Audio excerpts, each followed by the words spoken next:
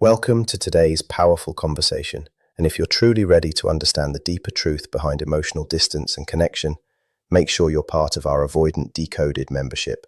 Because here, we don't just talk about relationships, we decode them. Today, we're diving into a truth that might completely change the way you see silence, absence, and the person you're trying to let go of. What if the silence you're feeling right now isn't rejection, but a process you were never meant to interrupt? What if the person you've been trying so hard to forget is, at this very moment, being forced to remember you in ways they never could when you were still there? You think walking away ended the story, but what if it only revealed the part they could no longer hide from? Because sometimes, the moment you finally let go is the exact moment they begin to feel what they lost. You stop reaching out. You stop texting first. You stop trying to hold something together that felt like it was slipping through your hands. And somewhere, far from where you are right now, there is someone lying awake at night thinking about you.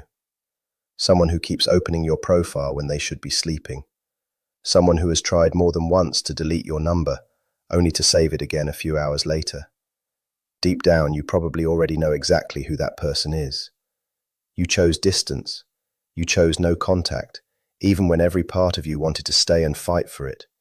And even though you knew it was the right decision, there are still moments when doubt finds its way in. Moments when the silence feels too loud. A part of you starts to question everything. Did they forget about you? Did they ever truly care? And sometimes it feels like if your absence really meant something, they would have reached out by now. But what if the story you've been telling yourself isn't the truth? What if their silence doesn't mean they've moved on? What if what's happening behind the scenes looks completely different from what you imagine? Today we're talking about something most people misunderstand. What actually happens when an avoidant person begins to feel your absence after no contact? This isn't about false hope or fantasy, and it's not about trying to control anyone. It's about understanding patterns that show up again and again when someone with avoidant tendencies loses access to a connection that truly mattered. Before going further, recognize this. If you're here, it means a part of you is still searching for answers. A part of you still cares. A part of you is wondering if it meant as much to them as it did to you. There's nothing weak about that. There's nothing embarrassing about hoping. It's human. Think about how many nights you've stared at your phone, wondering if today would be the day their name shows up again. Think about the messages you typed but never sent. Think about how many times you had to stop yourself from reaching out just one more time. That feeling inside you, the ache, the confusion, the silence that follows you into every quiet moment. It feels like an ending. But sometimes, it's actually the beginning of something else entirely. One of the biggest misunderstandings about no contact is believing that silence means they don't care. People assume that if someone truly valued you, they would reach out immediately. But avoidant individuals don't operate that way. For many of them, distance isn't created because they feel nothing. It's created because they feel too much. When someone offers real love, emotional openness, and genuine closeness, it can trigger fears they don't even fully understand. The deeper things get, the more intense that internal pressure becomes. So they pull back. Not because the connection is meaningless, but because it starts to feel overwhelming. When you were always there, they may have felt suffocated without knowing why. When you expressed love, they may have felt exposed. And when you finally stepped away, there's often an initial sense of relief, like they can finally breathe again. But that relief doesn't last. Underneath that avoidance is usually someone carrying unresolved fears about intimacy, trust, and emotional dependence. Many of them never learned how to feel safe in close relationships. Instead, they learned how to protect themselves, how to stay guarded, how to always keep a way out. So when something real begins to form, their instinct is to retreat. They distract themselves. They throw themselves into work, hobbies, social life, anything that helps them avoid what they're feeling underneath. From the outside, it looks like they've moved on easily, like it never affected them at all. But that's not the full story. At some point, something shifts. A song plays that reminds them of you. They pass a place you used to go together. A random moment brings back a memory they thought they buried. And suddenly, Everything they've been avoiding starts to come back. The person they tried not to think about becomes impossible to ignore. This is the part most people never see, the moment when your absence becomes real, when distractions stop working, when they start to feel what your presence actually meant. But before getting deeper into that, there's something important to address. There's a question almost everyone asks after being left by someone avoidant. What did I do wrong? You replay conversations over and over. You analyze every detail. You go through old messages trying to find the exact moment things changed. Your mind searches for the mistake. Maybe you were too emotional. Maybe you asked for too much. Maybe you cared too deeply. Maybe if you had been different, things would have turned out differently. But listen carefully. That story you've been telling yourself isn't necessarily true. The relationship didn't end because you expressed your feelings. It didn't end because you wanted closeness. It didn't end because you needed reassurance or because you loved too much. For a long time, you may have been carrying blame that was never yours to carry. That's what the mind does after heartbreak. It tries to create control. Because if it convinces you that you caused the loss, it can also convince you that you could have prevented it. But reality is often more complex than that. Avoidant individuals don't leave because someone isn't enough. They leave because intimacy activates fears they haven't healed. They leave because vulnerability feels unsafe. They leave because being emotionally present requires something they were never taught how to do. That doesn't make them bad people. It doesn't make them heartless. It means they're dealing with wounds. At some point in their life, they learned that getting close to someone leads to pain. Maybe it was rejection. Maybe it was inconsistency. Maybe it was emotional neglect. Whatever it was, their mind created a rule to protect them. Don't let anyone get too close. And then you came into their life. You offered something different. You gave them the kind of connection they secretly wanted, but didn't know how to handle. You showed up with care, openness, and real emotion. And for a while, they stayed. Not because it was easy for them, but because part of them wanted it. But the closer it got, the louder their internal fears became. The more real it felt, the more their instinct told them to create distance. Not because you weren't enough, but because it felt like too much. And that's the part people often miss. They don't walk away because you lacked something. They walk away because staying requires facing parts of themselves they've been avoiding for a long time. Understanding that doesn't erase the pain, but it can free you from carrying responsibility that never belonged to you. You showed up in a real way. You were consistent. You cared without holding back. You gave them the kind of emotional connection most people say they want. But instead of feeling safe inside that connection, something inside them started to panic. Their defenses switched on almost immediately. The closer you became, the louder those internal alarms got. And it's important to understand this clearly. Your love didn't push them away because it was too much in a negative sense. It pushed them away because it forced them to face fears they had been avoiding for years.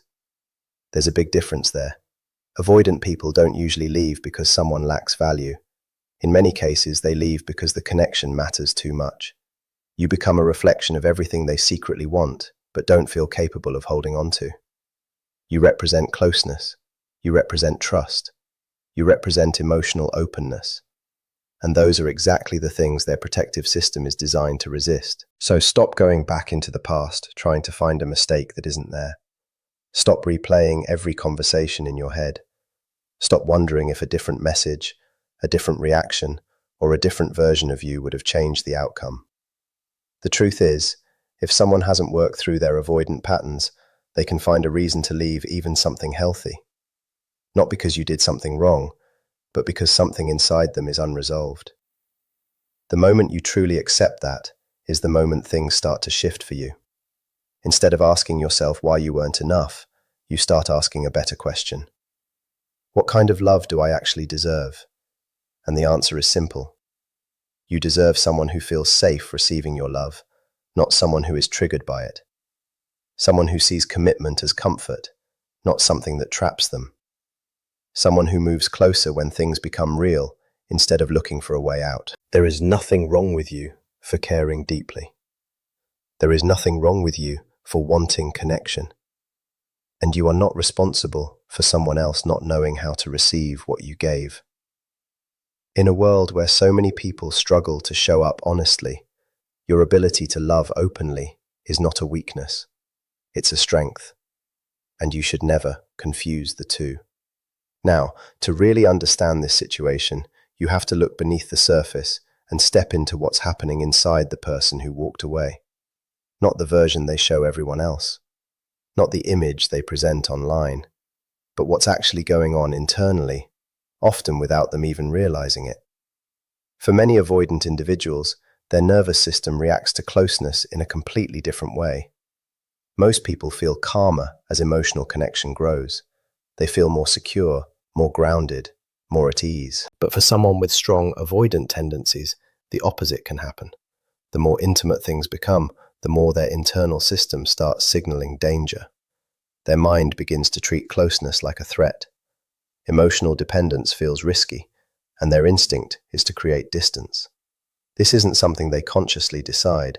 It's a pattern that was built long before you ever came into their life. It's shaped by past experiences, emotional wounds, disappointments, and the ways they learned to protect themselves. At some point, being open became linked with getting hurt. Trust became linked with vulnerability, and vulnerability became linked with loss. So their mind created protection, strong emotional walls designed to keep them safe from ever feeling that kind of pain again. The problem is, those walls don't know the difference between something harmful and something genuine. They block both. When you started getting closer, those defenses activated. At first, it may have shown up in small ways. Conversations that suddenly felt too deep. Emotional moments that became uncomfortable. A sense that things were getting too serious. And then their mind started creating distance. They began focusing on small flaws, questioning things that once felt clear, telling themselves the relationship wasn't right. But often, the issue isn't the relationship itself. The issue is what the relationship requires them to feel. Because real connection asks for vulnerability. And vulnerability is exactly what they've trained themselves to avoid. Imagine how difficult that is internally. The thing they want the most is also the thing that scares them the most. The connection they dream about is the same connection that triggers anxiety. So when you showed them love, they didn't always experience it the way you meant it. What felt like care to you sometimes felt overwhelming to them. What felt like commitment to you sometimes felt like pressure to them. What felt like safety to you sometimes activated fears they never dealt with. When you wanted to get closer, they felt like they were being pushed. When you shared your emotions, they felt like expectations were being placed on them.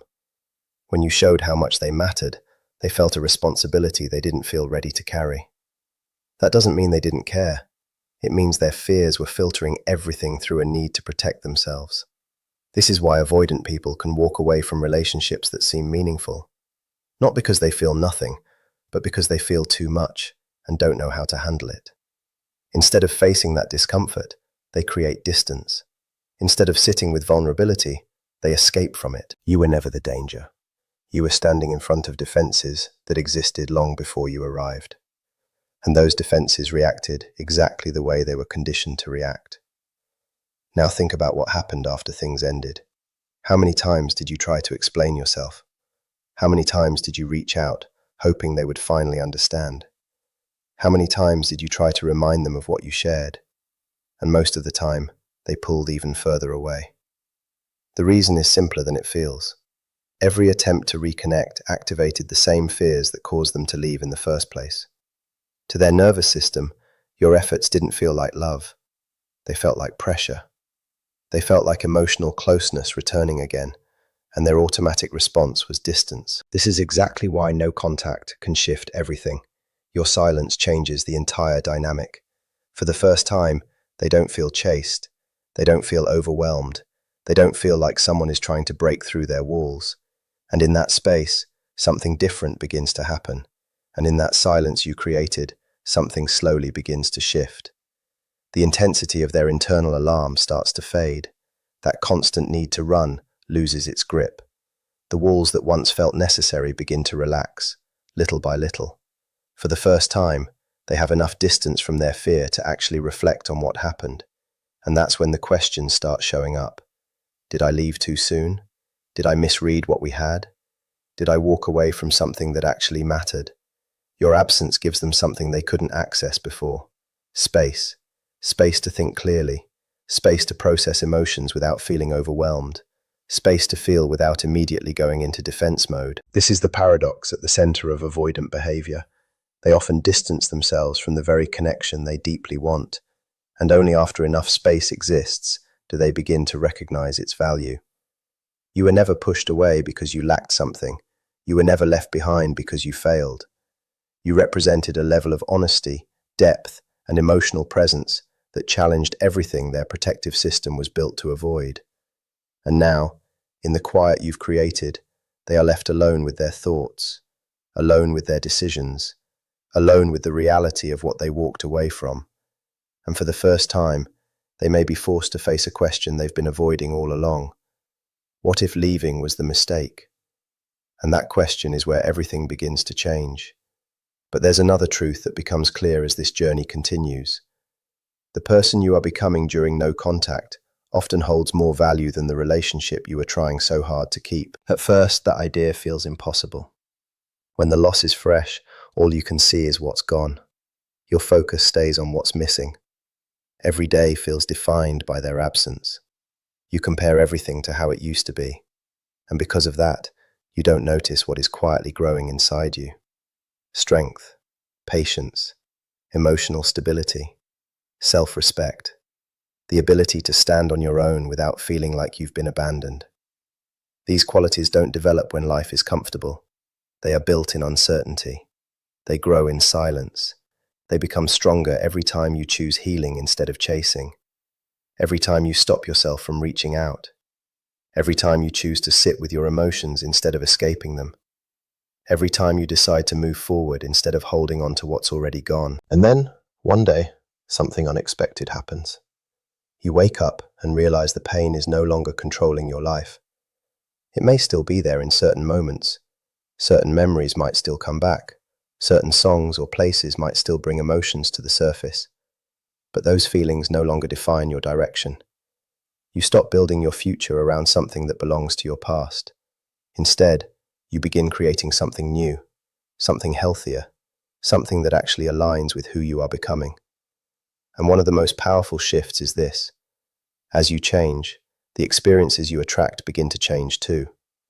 The version of you that once tolerated confusion, inconsistency, and emotional distance slowly fades away.